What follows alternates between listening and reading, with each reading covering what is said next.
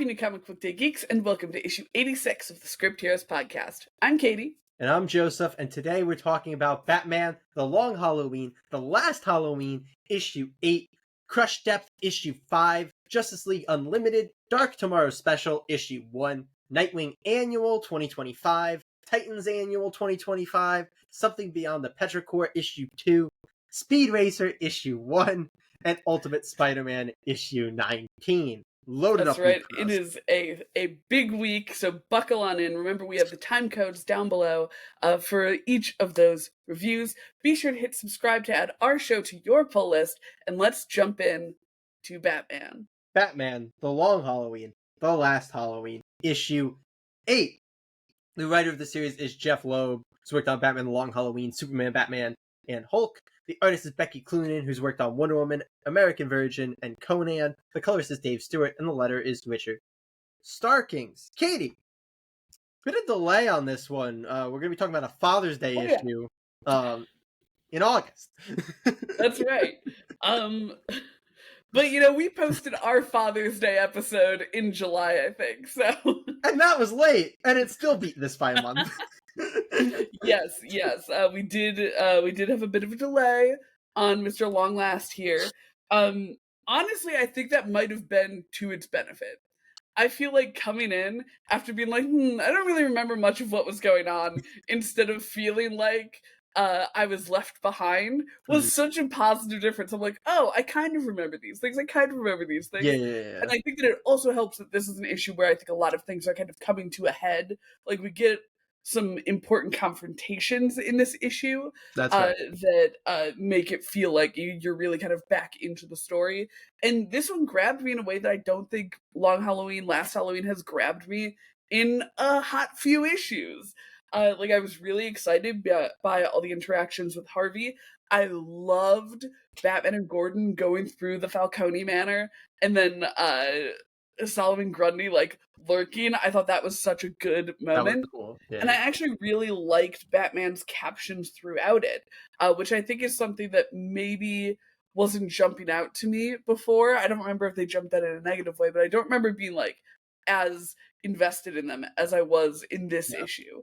I think that they did a lot of really good grounding in this issue, and we had some really good villain development stuff going on with the kind of behind the scenes things. So I think it was an issue that really was strong for a Long Halloween, Last Halloween issue, and it's one where I feel like the art really hit as well. Yes, I really liked Becky Cloonan's art in here. Fully agree. I was a little skeptical at first when I saw her penguin design, because it was leaning very like Danny DeVito penguin, and I'm like, must we? But I was like, you know what? No, I feel like that is kind of like a Jeff Loeb, Tim Sale kind of vibe.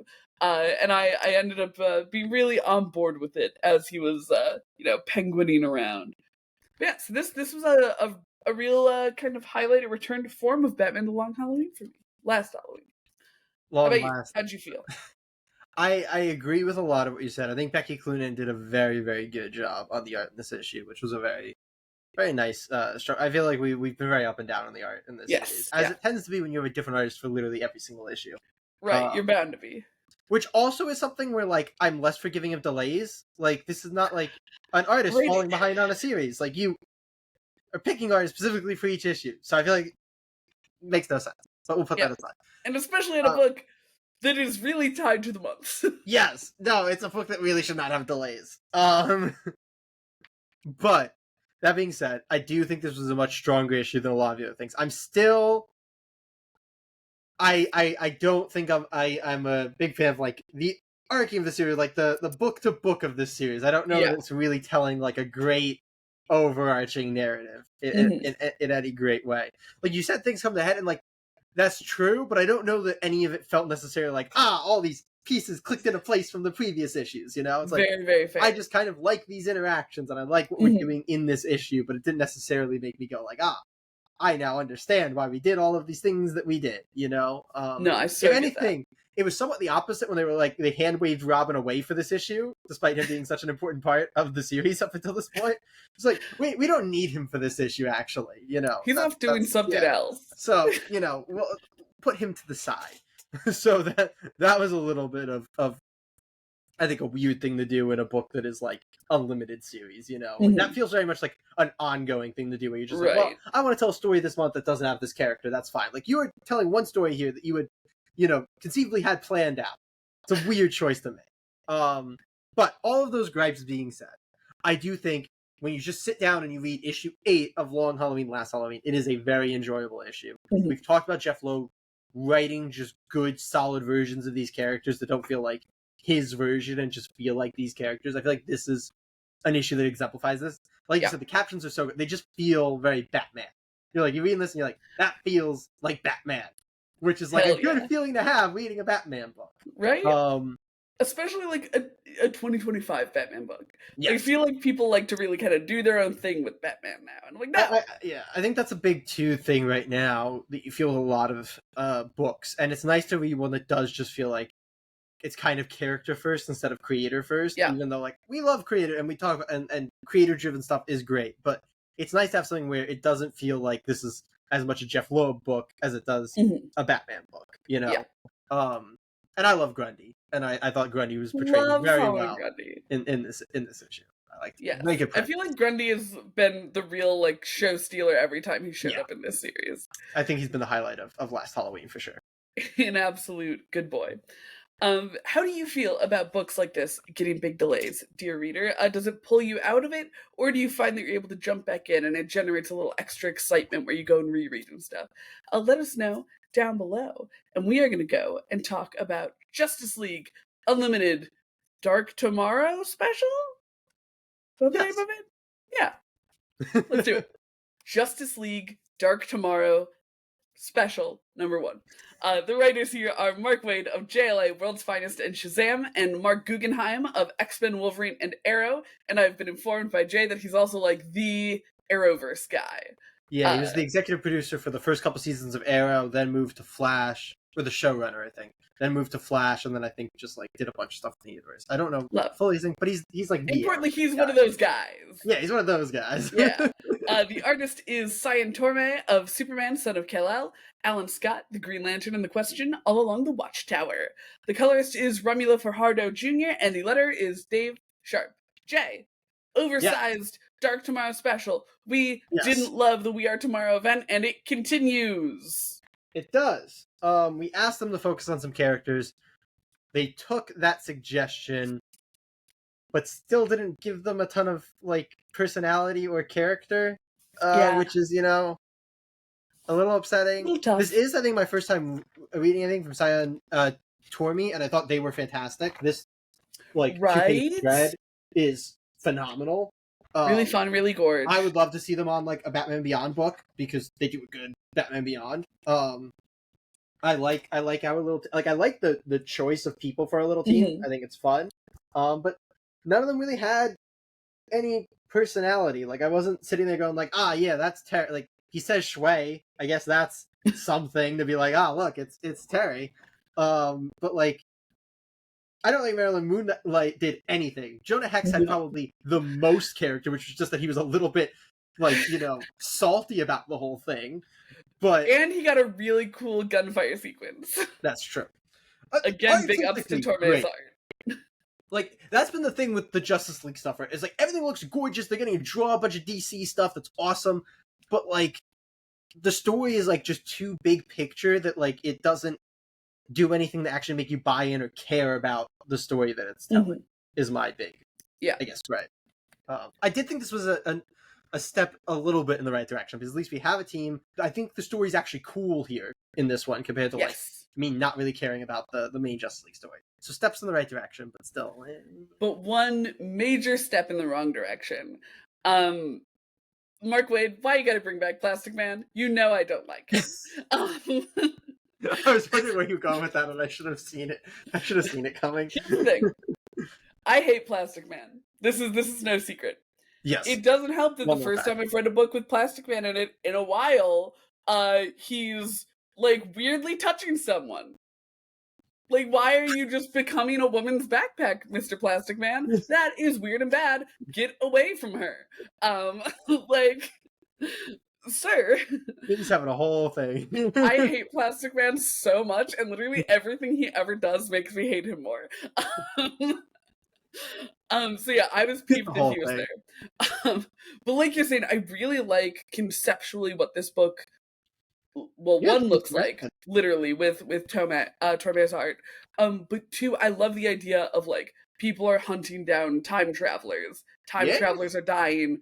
We have to like have a bunch of time travelers come together to save them, and not time travelers because unless I'm missing something from Huntress's whole deal, I'm Well, did she this do a is major time travel thing?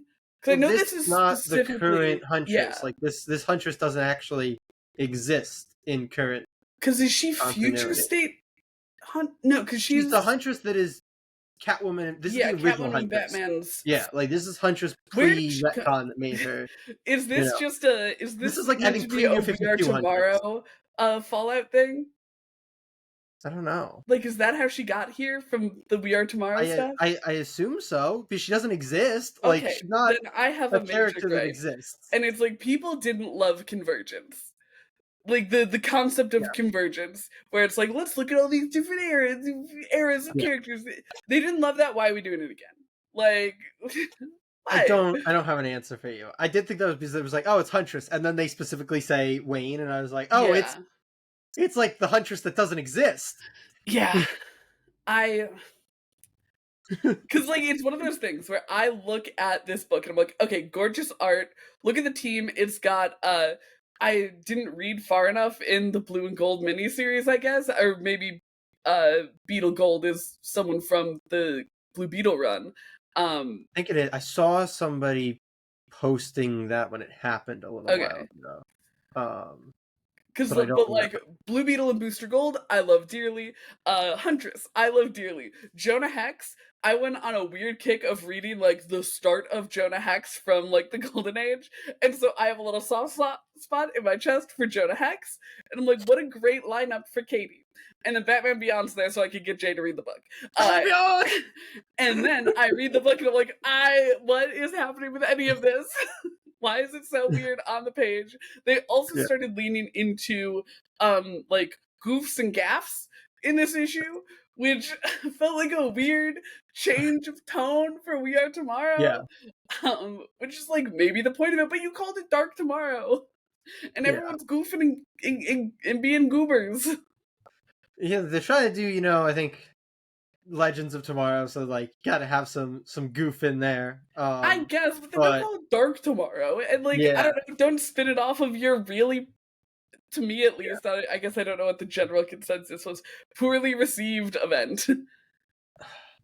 I don't know. It's Mark Waid. It was probably well received. Yeah, fair enough. Yeah, it was just But a weird tonal book for me. Where it's like, yeah, it feels like there are a bunch of these pieces to be like, Katie, come read our book. And then I went to read their book and I was like, and then my question is like, is it just like a weirdly one shot to lead into like a subplot of the main Justice League book, or is well, this going somewhere? Are we getting it a says separate to book? be continued in something. I don't remember what. I think it's just the name of the event, though, so I don't know if it's going to have like a right. Didn't they say that be continued in the event, or was that just the description that says that? Um, Oh no, yeah, the Superman 28 thing, yeah. Oh, and yeah. DCK, oh, and DCKO, And which is the event, DCKO.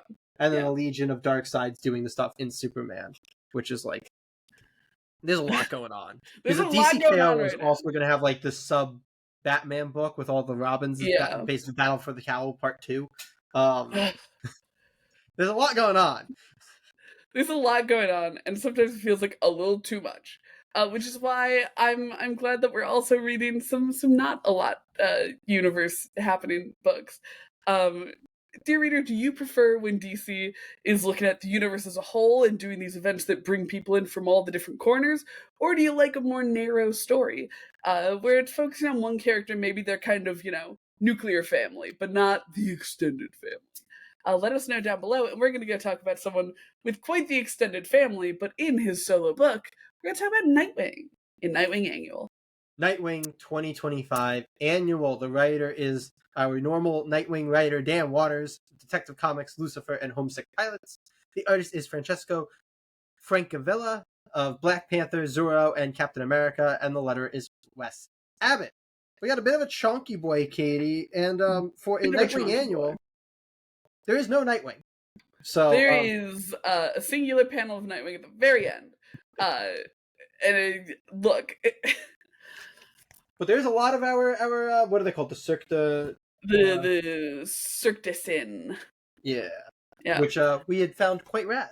So I absolutely adored Francesco Francovilla's art in this. I feel like it was so moody. It was so good, especially because he does both the art and the coloring. Yeah. I feel like that combo was so gorgeous. There were so many beautiful, like, super shadowy pages that I really, really liked. I think that the way that they illustrated not the ringmaster, but like the clown ass man, and Olivia together, especially in that last little thing where they do like their little dance. I lost it. I was like, that's so gorgeous, that's so fun, that's like so striking.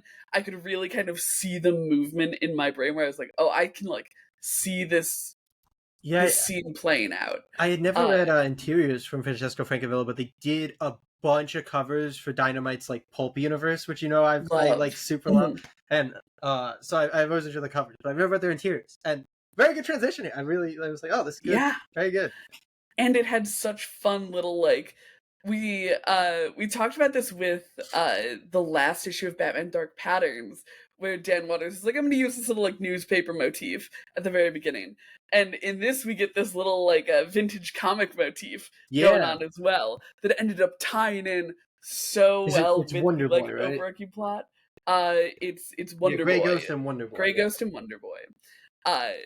I really, really like that. I feel like this did a really good job as an annual, because I think that annuals are at their best when they are self-contained, extraneous stories. Yes. So stuff that maybe it wouldn't be worth it to put into your actual issues, but are really like good enhancements to have. And it stood really well as its own individual issue. And it felt like it did a lot of great enhancement for the overall plot we have going on in Nightwing. My only qualm with it is that there was so little Nightwing, because I love the way that Dan Waters writes Nightwing, and I would have loved to see Francesco Francavilla draw more Nightwing. But yeah, it was I quite enjoyed it. I agree. It's really good fleshing out for like the villains. Like we've had this shadowy Cirque du villain like going on for a while. We haven't had much, so getting this like fleshing out of it worked really, really well for me. I think that it was really well done. Like you said, tying it into the comic book thing and having like the little needles at the Comics Code Authority and the Seduction of the Innocent. I can't think of the guy who wrote Seduction of the Innocent, but there's a parody of him in this book. Like that was a cool thing for like comic book history nerds. So me, but I enjoyed that. Yeah, I think it was just, like you said, it's what an annual ought to be, which is you won't feel like you're missing it when you're reading the main series, but it still feels like it adds a lot to the main series. Which I absolutely think this issue nailed that. And Francesco Francavilla was, I think, the perfect artist for it. Yes, utterly phenomenal. I also think we really praised Dan Waters for his detective writing in The One Hand and the Six Fingers, because that whole book was, this detective cat and mouse. I like that we got some really kind of boots on the ground detective work going on. Like it's not always the most exciting thing to read. We've talked about that before with like Batman books, where like you can make it exciting, but it's a really hard thing to make exciting. Like you have to have a good idea for how someone's gonna like use a clue. I do feel the need to call out the investigative method of I need to learn about traps. This is the comic book for traps, that would be the trap comic book that people like. Sure. And then that being like that was a little, I don't know. I quite enjoyed it as like a little shortcut guy. I thought you were gonna make fun of Sawyer for only having 4 words written on her notepad. Like, I mean, I get that so it's visible to us, the reader, but I was like, Sawyer, come on, like going to comic store and be like, I need to like learn about, and then the comic store would be like, this is the traps book. It's like this writer was the writer known for their death traps. I mean, keep in mind that this is a comic book that this man went and signed books at. If you're telling me that your local comic shop isn't biased towards their local friend, I just mean like what comic book store could you go into and they tell you like this is the writer for like death traps in a comic. Like that is not. I'm gonna ask my man on Wednesday. That's not a thing. I'm gonna ask my man on Wednesday. We'll see. Like you get we'll like, see. oh, this is a good like horror. This is a good superhero. They don't get that specific with it. Like this is the like sidekick who dies writer. This is the Judd Winnick. Didn't he do? No, Ed Brubaker did the Winter Soldier return. So it's not a bit. I had to call it out because I thought it was a very goofy moment of like, that's fair. This is the thing book that you need, and it's my little quarrel with it is a very minor one. I was like, I feel like we could have gotten a more iconic word than everybody comics, because I feel like that's when I'm like, okay, you're plugging that into a Google search engine, maybe if you're close enough to the shop. But I thought it was good detecting, and I like that with us following Maggie, it gave us that insight. Like I like the detective work. No, it was very well done. I wanted to call out the little thing that I thought was a little goofy. Yeah. No, it was a very good annual. I feel like annuals are in such a weird place right now where like not all books get them, and they're done very like randomly. And sometimes they're done by the same writer, and sometimes they're not, which we're about to talk about. So this was what I think done right, and like when you get an issue like this, it makes me go like, yes, we need annuals. Like this is good. Let writer do something a little extra with a little bit more, page space, and once a year we get this fun issue that's like essentially exactly, because that's the thing is like 2 years ago, one of the recent Nightwing annuals was just like a Nightwing and Red Hood romp where we like explored their relationship. It's like, that's something that we're not going to get to do in mainline Nightwing book, but like it's so fun to have. So obviously we are very pro annual. Dear listener, are you pro or anti annual issue, and what do you like to see out of your annuals? Let us know down below, and we're going to go talk about another one in Titans annual from 2025. The writer-artist here is Phil Jimenez of Wonder Woman, Teen Titans, and DC Special, The Return of Donna Troy, which I believe we read on the pod. For the Resurrections video. For the Resurrections video, that's what it was. So be sure to check that out. The colorist, along with Phil Jimenez, is Arif Purtano, and the letterer is Wes Abbott.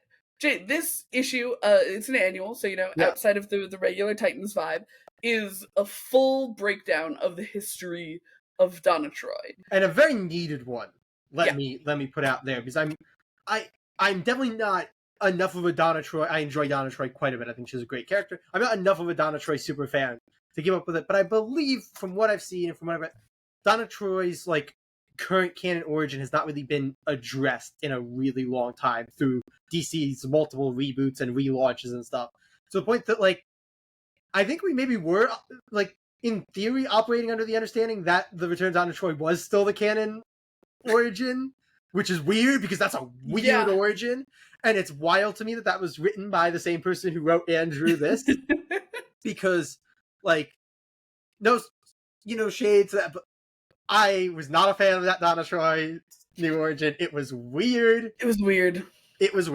So we get a much better like picture of Donna Troy here that I very much enjoy. I like this Donna origin. I think it's a good like grounding point for Donna. It's good. We now know what we need to know.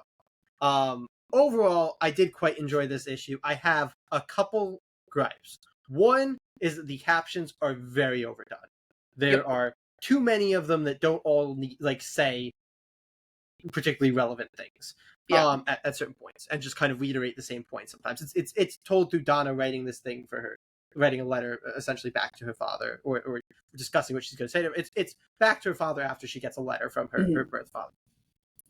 My other gripe is that we're building around the like abandoned, the father who abandoned her all issue, and I think we lean too much into like one of the modern day tropes, which is that we kind of have to then give them too much slack and be like, actually he has like all his own problems. And it's like, I don't need you to humanize like that to that extent the person who abandoned her. Like that is not where I feel like we should be putting our emotional weight. Like I feel like it should be more on the Amazons and on Wonder Woman, which I think this actually does a good job of building up that relationship, because they have no relationship. That's my whole big thing. I loved that in this issue. It was great because they've never had any relationship, because funny story, Donna Troy not supposed to exist.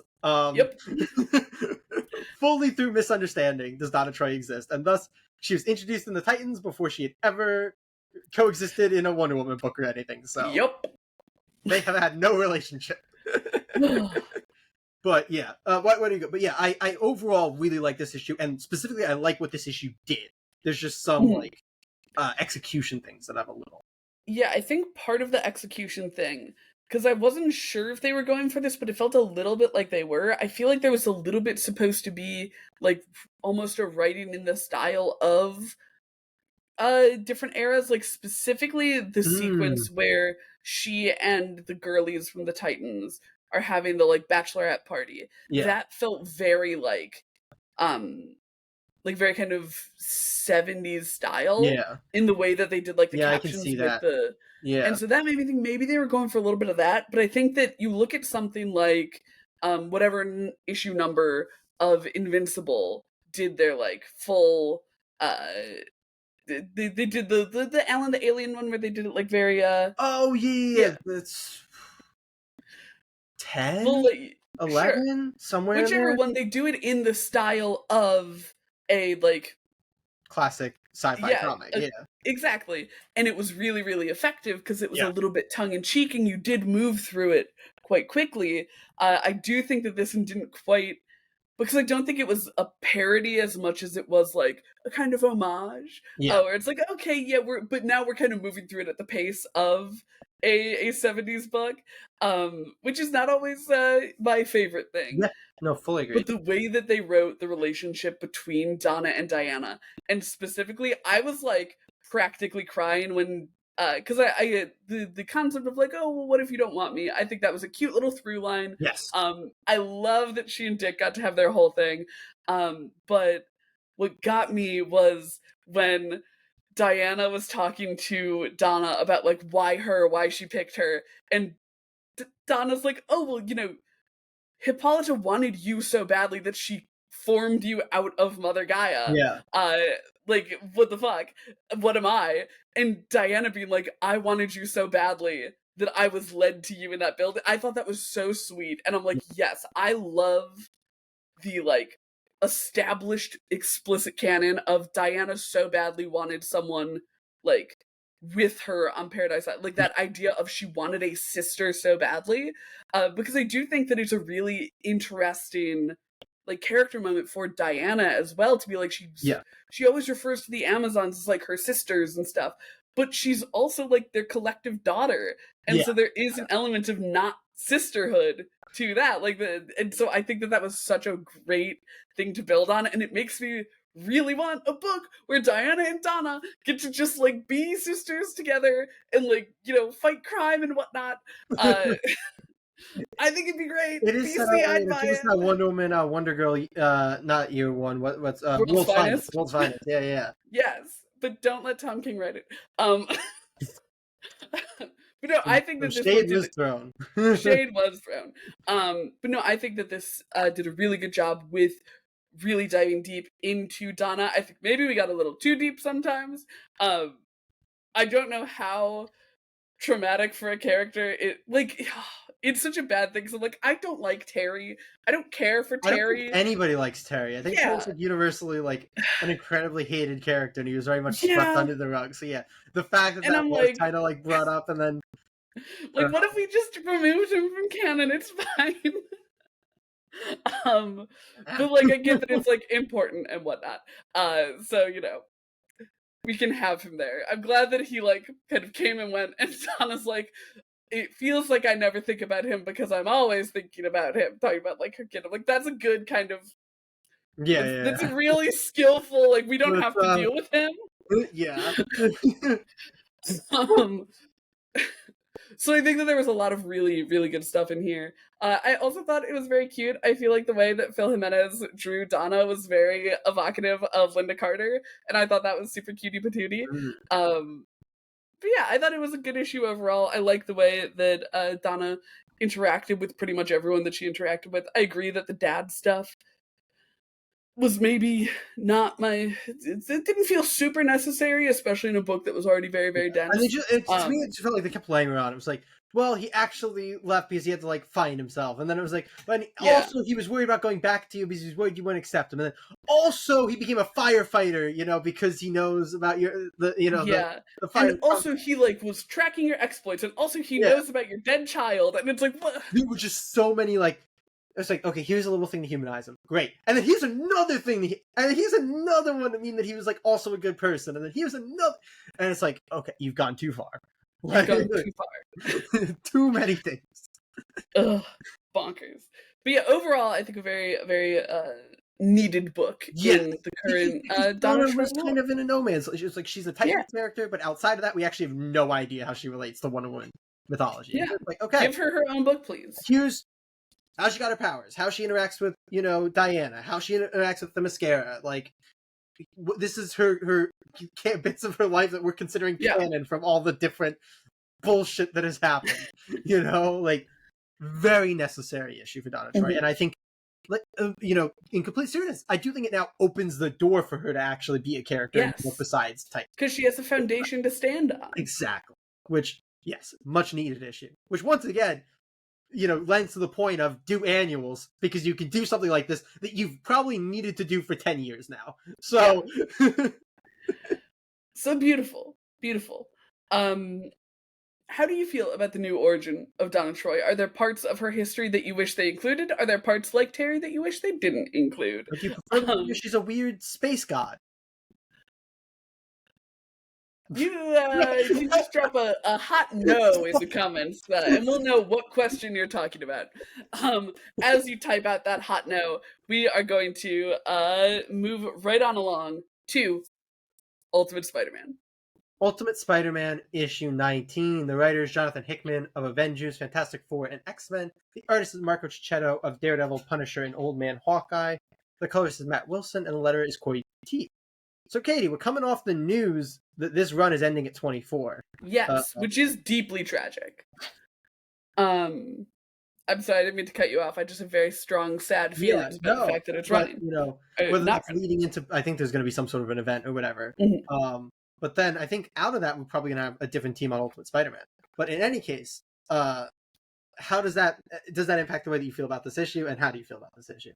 It makes me feel a little like we need to get up and go with it. Like, we have 5 issues left. This is the last arc here, and I'm so like, okay, we got to address the Venom in the room.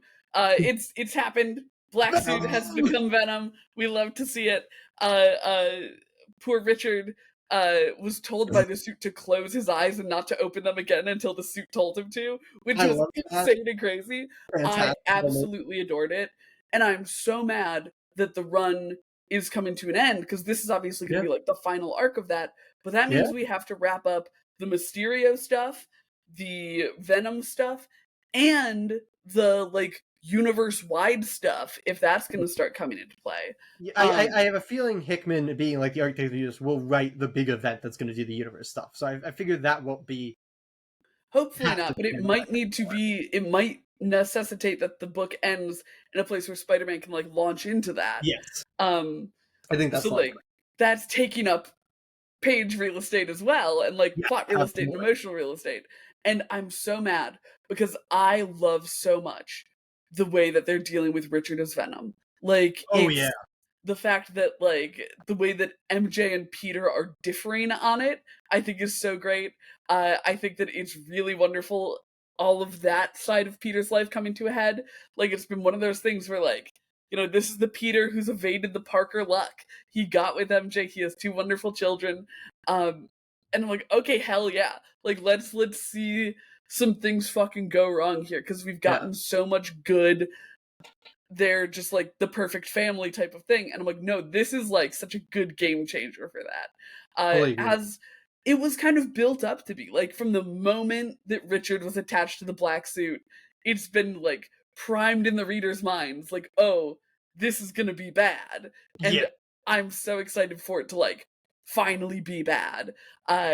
And I think that all the stuff that's going on with Fisk, I'm really excited about. I love the way that these rogues all interact, like the way that him and Mr. Nobody were I'm sorry, Mr. Negative were interacting with each other That was a was so good good. It moment. was so Yeah. tense.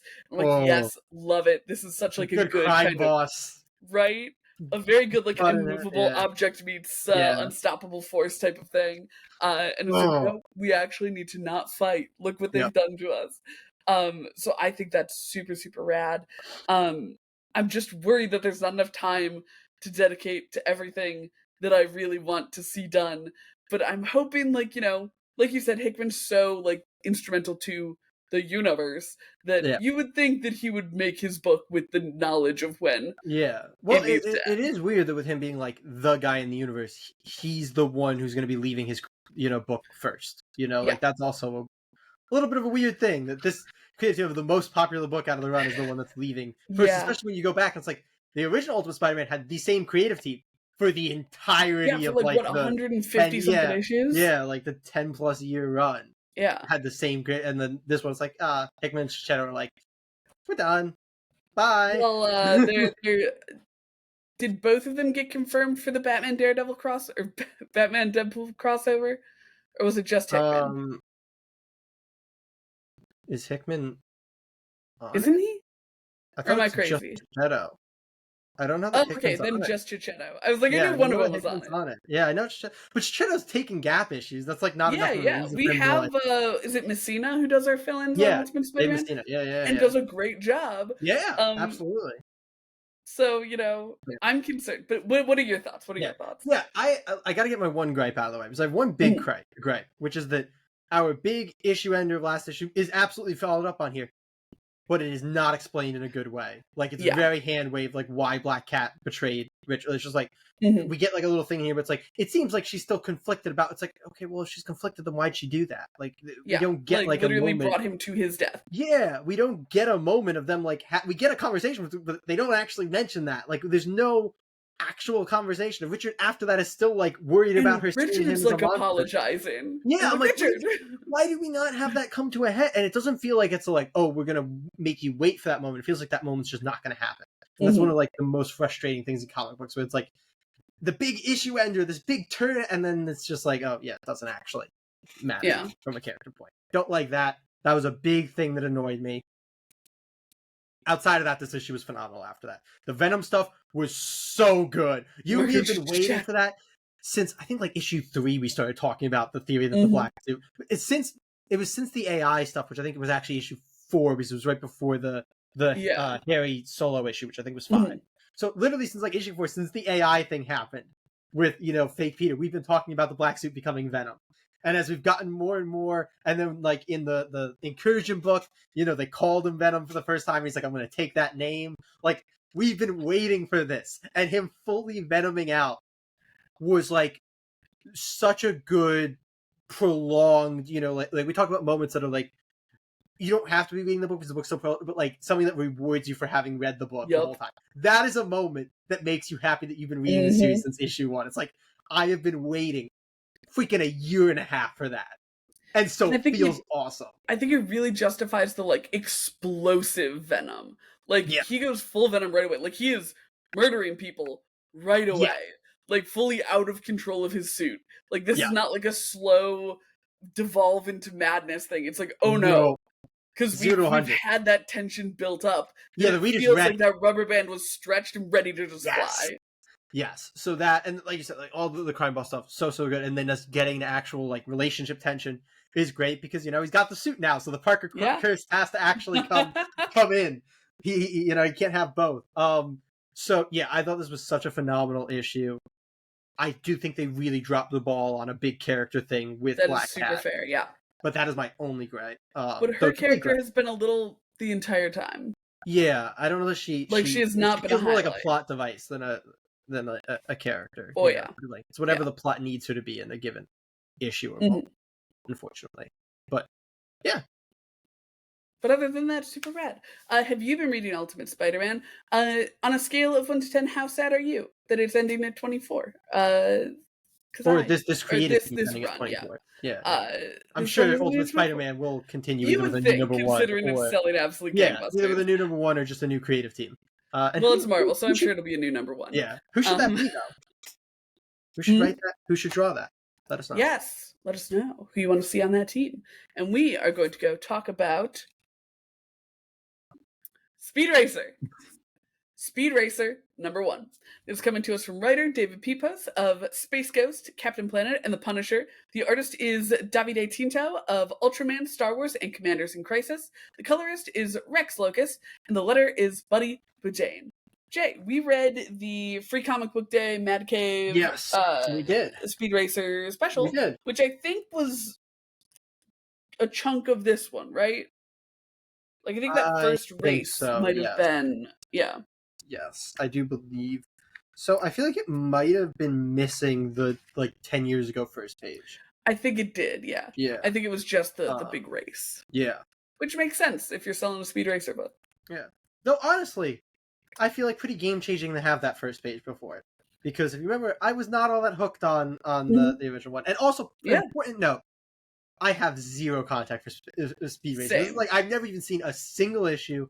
I know literally nothing. I didn't know the character's actual little name was Speed Racer. Neither did I. Wild. All of this family did not know how to name children. They have the 3 worst names, I think. Which are? Speed, Spriddle, and I guess Rex is okay. Rex Racer is not that bad. I don't know why I gave your kid an alliterative name, though, with Racer as his last name.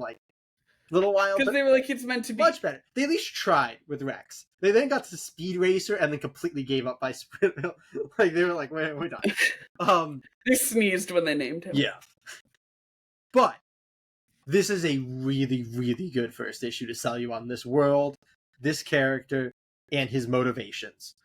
I give a shit about Speed after this issue, which again, that first page is so important to set up the brotherly connection, and that's built on throughout the issue, and then you get kind of the ominous something happened to his brother and it makes his father not want him to race anymore, so it's kind of race oriented, and there was a disagreement in there, and then we get to, I don't want to spoil it, but we get to a thing with the father that just strengthens the motivation later in the book. We get to actually see the way that the death races essentially in this universe work, and they're rad as hell. It is a phenomenal first issue to get you to buy into this world and this character. And I am bought into this world and this character. And I want to see Speed do some cool racing shit. Hell yeah. I feel like so much of this, David Pepos does a really great job with the characterization, especially like you're saying with that brother angle on the way that we see that idolization of Rex.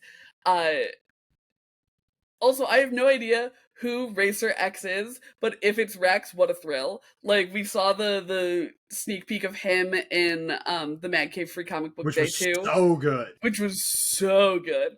And so if that's the same character, oh boy, what a thrill. But I also want to give absolutely huge props to Davide Tinto. The way we talked about a lot with Petrol Head, how hard it is to do car chases. Very difficult. Car races, same fucking hat. Yeah. It's such a blessing to have something like Speed Racer, and a little bit like Petrol Head as well, where you get to have kind of gadgets in there. You get to do exciting things. You can have Speed ride up on the side of a building. You can give him his springy little extenders. There's all sorts of exciting stuff in there. Yeah. And I feel like the race sequences feel really high octane, specifically because of Davide Tinto's art. Yeah. I really feel the weight of the car and the movement of these vehicles. And it's done in we talked about this with certain writers, the way they do fights, it's written in that segmented, here's a challenge, here's an obstacle that they actually have to beat, and then they figure it out, and then there's a next, it's done in those stages that make you actually have, there's stakes rather than just I'm going to draw 2 cars and you're going to see one getting closer to the other one. It's that's not as interesting as something like this that has all these segments. I don't know if you got this. I got with Speed doing the sneaking out in the underground competition. I got Big Hero 6 vibes. Of, my god, hell yeah. Of the kids sneaking out to do underground tournaments, and he's a prodigy, and he's taking money from the adults, and it has that anime flair. I was it's such Big Hero 6 energy in that. That's such a good shout, and truly a compliment in the highest regard. Oh yeah, who doesn't love Big Hero 6? The movie, to be clear. I think people do not like the comic book. I have never touched the comic book and feel no need to. Amazing. But yeah, so that's Speed Racer was a go. Yeah, I went from only knowing about his theme song to being very invested. yeah. Love. And I think this was one that we were definitely going into with the like very much we can definitely drop this after issue 1 mindset. So Yeah. this being one that I absolutely now feel like I cannot drop after issue 1 and I need to read issue 2. And, it just hypes up the excitement around the Racer X book as well, where it's like, oh wait, I'm like really invested in this universe. Yeah. But dear readers, what did you read in Free Comic Book Day that ended up being a surprise hit for you? Do you feel like you got any good books off of those free magazines that you got? Let us know down below and maybe give us a recommendation if we haven't already been reading it. Yeah. And now we are gonna go and talk about Crush Depth. Let's do it. Number 5. Crush Depth, issue 5. We've got 2 writers on this book, Tim Daniel and D.B. Andre, who've worked on Morningstar, Creep Show, and End After End. The artist is Alex Sanchez, who's worked on Katana, JSA, and Elektra. The colorists are K. Michael Russell and Jason Finestone, and the letter is Justin Birch. Katie, this is tickling your alien bone. It is. I don't love the way you said that, but yes. And even more so now. Specifically the end sequence that we won't talk about. But like, if you know, you know. It is an opening though, interestingly. It is, in the words of the dear writers, not the end, but a beginning. Very cute, very cute. Yeah, I have been so on board with Crush Depth. Like, I love a good kind of like claustrophobic horror, which is like hilariously so similar but so different to the horror of like the kind of folk horror of Morningstar. Yeah. Where it's like they're in this expansive forest, but they are in this like place that they can't escape. So it really hits that same really great like point of anxiety for me where I'm like, this is a situation that you cannot like run away from. And I think this was such a good like escalation of it where these strange creatures, I don't think they ever get a name, but like the creature that has like taken over people. Yeah, I think it's a virus or whatever. I can't remember what they decided on. They said they weren't one and they are the other, and I don't remember. Yes, yeah. But I love the like, I don't know, the vocal villain, right? Like it's such a the interaction between Kate and Leanna was like phenomenal. So I should say like monsters, not really Kate, fake Kate, yes, monster, not Kate, not Kate. So good, like that sequence was phenomenally written. Yes, and obviously Alex Sanchez did a sick monster-y thing. That was the part that I was gonna avoid and like allude around. But that's all right. We don't know when it happens or how it happens. But if you know Alien, you know. We love it. But yeah, I feel like the way that the virus creatures are they're so much spookier with their speaking. Yes. Because with a creature like Alien or even like, I don't know, Predator, you get these like kind of, you don't really get their motivations and it's just like that sense of horror from them, but I don't think that works as well in a comic book, and I think that it was such a good diagnosis. I feel like, you know? Yeah.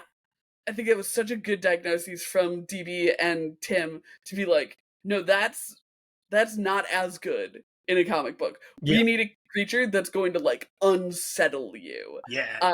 So let's talk about horror having to unsettle you in comics. That's like that's the goal in comics, not jump scares.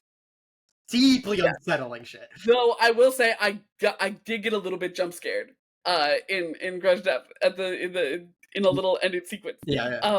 I did feel the like oh no type of like sudden fear. But I think that it does such a good job with that like really unsettling fear, and it leans so well into the like, because the surface universe is so like unexplored, right? Yeah. And I feel like the presence of these virus monsters being these vocal villains does such a good job of like, tapping into that. And I think that they do kind of hit it pretty hard on the head in this issue with like, oh, this is what this monster represents. And I'm like, yeah, it does. Love that. And I think that it did a really good job of giving the book a whole cohesive feeling, like a reason that the outside world is uninhabitable, other than just like, we need them to be stuck down here. Yeah. No, fully agreed. It's I feel like it's rare that you get a last issue that is the best issue of a series, and in my opinion, this is one where I think this is easily the best issue of the series. Like the writing, I think took a huge step up in terms of like it's been a good, really well written book that's kept it, but like we get just line after line of like top tier dialogue in this issue. Yeah, like there are some exchanges that are just like, oh my god, that is so like deep and heartfelt. Now I'm feeling things for all these characters so good. Alex Sanchez's art has been phenomenal all through the series on such a high level. But it continues here, and I feel like this is a really good open ending. And I hope that they get volume 2, because I think this is the first book where it seems to be looking for a potential, I think that it'll look like such a different book in a volume 2. Yes.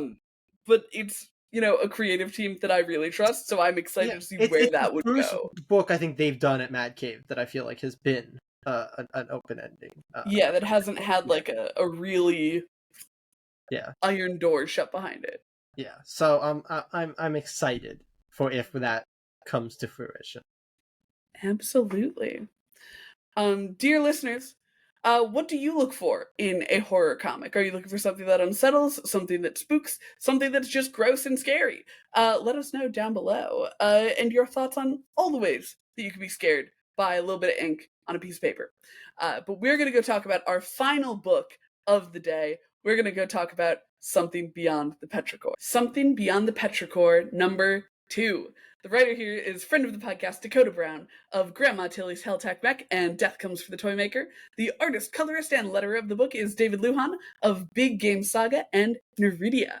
Jay, we absolutely adored Something Beyond the Petrichor number 1, and we love Dakota's writing, and we really liked David's art. How do you feel about issue number 2? I think I said last time we were on that I was going to read the issue as soon as that one wrapped, and I did do that. But I did reread it also today for this. And even on the second read through, this is just phenomenal. Like, this book is so good. It's not even fun. Like, it is a book where it is hard to find a singular flaw, which is a true statement that makes it sound like I'm just trying to gas up a book from one of our friends. But it is so ridiculously good. We finally get another person. I mean, we have the flashbacks to her dad, but we get another person in the post-apocalyptic landscape. Another person to interact with Quigley. Yes, another person to interact with Quigley, which means we get more Quigley stuff, and we get kind of a Calvin and Hobbes-esque thing going on, which I really, really like. And I also love that we get like a wink, wink, nudge, nudge thing with, we get more on Green Eyes, which is a big cliffhanger of the last issue, which is this like big ape-like creature. Which I love the way, and that's like apparently like a real folklore thing. So that's love, cool, I think. But anyway, yeah, like I love that we get more of that, and then we get this like cool wink, wink, nudge, nudge thing where like she's talking about the first time she saw Green Eyes like in the forest, and she says to Quigley something along the lines of like, "You kept to yourself more back then," as like she hadn't lost her mind yet and started talking to. And like I feel it's important, in a kind of surrealist comic like this, we do get confirmation that other people cannot hear Quigley. Yes. That's so what I'm saying with Calvin and Hobbes. Yes, I'm just saying that is the important takeaway from the Calvin and Hobbes of it all. Yes, 100%. And I love also that we get like one, we get this character Beanie, who's like also just a really interesting dynamic to establish, because we start getting the like cool post-apocalyptic meeting other people, and like those exchanges are very tense, and it's why I love post-apocalyptic books, because I love that kind of stuff. I love the different, this isn't really a faction because it's only one other guy, but I love the like going to like, can I trust, like how bad is this gonna go? Like, are they a good guy, are they a bad guy? How many twists, how many times are they gonna swerve us on this person? So I love that. And like he lives in this like child's play that like is made out of plastic.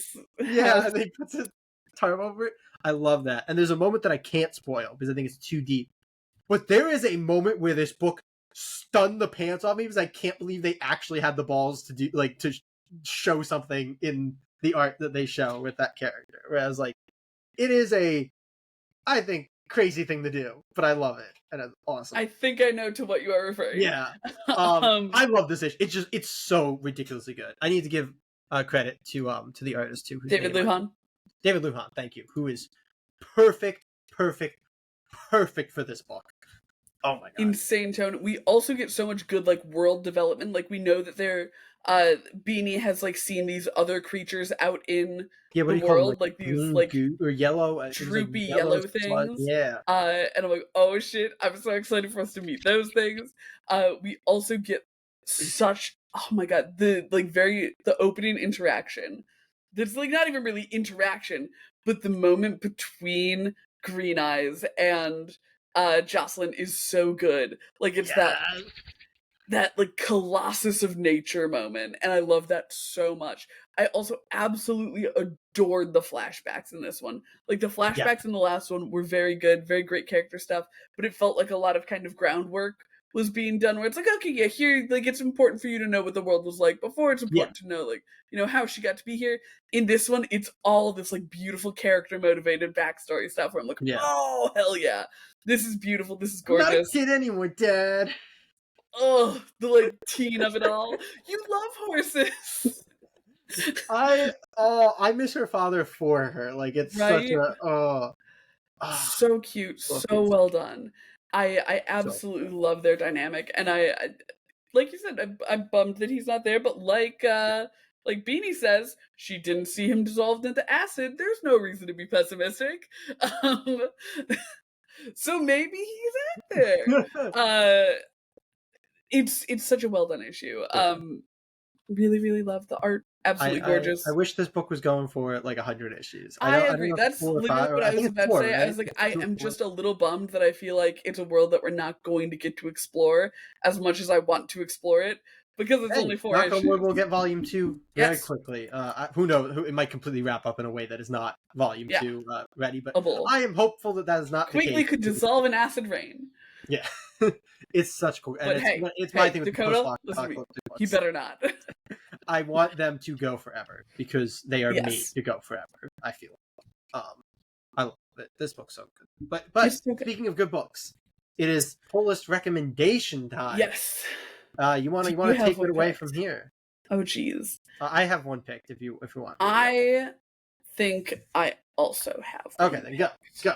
I'm gonna go with Speed Racer #1. It's a good number 1. I think that it justified itself so well. It really. The fact that it took me by surprise, I think, is what really got it up Yeah. there for me. Like, I have a friend who really likes Speed Racer, and I was like, "Oh, want me to pick you up an issue?" And she's like, "Oh, are you going to keep yours? I'll just take yours after." And now I'm gonna be like, no, I'll get you one next week. That's I'm keeping this. I chose the cover I liked anyway. Yeah. Yeah, I was like, the cover I like best. I think all the covers. This is the main cover in case you Love want a main to cover. for your shelf if you're gonna go look for. I'm going with Speed Racer #1. Yeah. Jay? Maybe unsurprisingly here, I'm glad you picked Speed Racer because it gives away my first issue. It's where I always want to pick a really good first issue. I have to give to something beyond the Petrichor. It's so good. I like with 2 issues in, and I can genuinely say this is my favorite book we're reading right now. Like this book is so good. So good. It is, and like what a gorgeous sense of identity to it. Like, yeah, it manages to be unique while still hitting on like all those tropes and things you want to have a post-apocalyptic book. And we talk about the same thing as like in Death Comes to Rainmaker, where Dakota just layers so many things on top of each other that if you like tried to explain everything going on in the book to somebody, they'd be like, "That book's gonna be a mess for a miniseries." And it's like, nope, it's not it works actually really well. And everything also, it gives a ton of breathing room to the art as well. Like, it's not like it's not like a novel written like a comic book. No. Which, God bless him, I love Scott Snyder. I love people who can pull that off. But it's even better when it's like, this is just a beautiful comic book. It's a book that like feels like it shouldn't work, but doesn't just work. Works better than almost any other book that you'll read. So good. Read something beyond the Petrichor. Pick up Speed Racer. And if anything else sounded good to you in any of these reviews, pick them up. And if you're reading anything really good that you think we ought to be reading, let us know so that we can add it to future reviews. That's right. But speaking of the future, Jay, what bonus episode do we have coming up this weekend? It is once again that time of month for the Absolute Universe. And we'll actually be following up on something from today because we're going to be starting to add the Superman issues into our Absolute reviews because they're going to have the Absolute Legion going on in there. So this is going to be the first month where we touch on the Absolute Legion in addition to the book 10s from the original series. And I think we're on issue 4? I think 4, yeah. Of the new books. So yeah, check that out if you want to stay up to date on the Absolute Universe. But Yes. Katie, next week we'll have a full episode as we always do. What are we going to be talking about? That's right. We're going to be talking about Arcana Royale number 4, Batgirl number 10, Godzilla Escape the Dead Zone number 1, Sisterhood Hyde Street Story number 2, Snow Monkey number 4, Captain America number 2, and Cruel Universe number 1. All these free comic book day issues, they're all coming to fruition. Yeah, for us. it's really starting to fill up our. I feel like we are evidence on this podcast of what Free Comic Book Day is meant to do. So, there we go. Yes. But yeah, that's all we have for you guys this week. So hopefully we'll see you next week. Comic Geeks.